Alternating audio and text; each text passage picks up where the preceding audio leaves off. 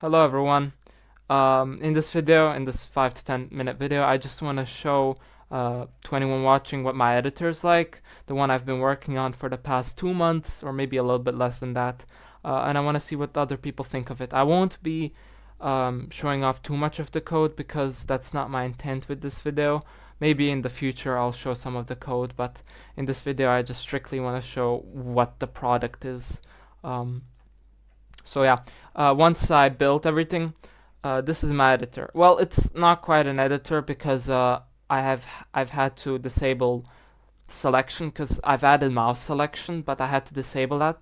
So because I was reworking the scene and etc. So in my editor, I've added a couple graphical capabilities, and I'll talk about the user interface in a second. The first graphical capability, which is quite noticeable to me, is obviously the lighting system. This took me maybe 2 or 3 days to set up. It's pretty nice. It supports multiple lights with multiple shadows using texture arrays. The textures are about 512 by 512 pixels, so quite small, but should be able to run on any machine, basically. And the opengl version my project uses is obviously 3.3 for compatibility reasons. I've also added scene management, so I can add like multiple cameras in the future, and then objects and lights, which I mentioned earlier. I've also added this amazing resizing, which is nice. It works. It changes the viewport, and it works all perfectly fine. As you can see, this is one of the bugs up top with the user interface. Whenever I resize, the pixel buffer gets messed up. It fixes it when my mouse goes over it, because the way my user interface is set up, every time I interact with the user interface, then it will update the texture. So as long as I don't interact with it, it won't update, which causes this bug. But I'll fix it. The user interface took me also like a solid 2 or 3 weeks, maybe not that much, but maybe a week and a half.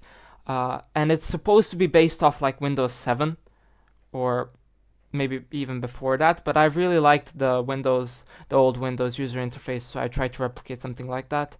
And you have a test button like frame buffer, and you can click and swap between the depth texture and the color texture. So yeah, and what I'm currently working on the right here is the object selection. So I can click here and select different objects like the camera 1, camera 2, light 1, light 2, etc., etc. But I will also implement back the ability to move objects, because I did have gizmos. Maybe I'll add a small video at the end of this showcase.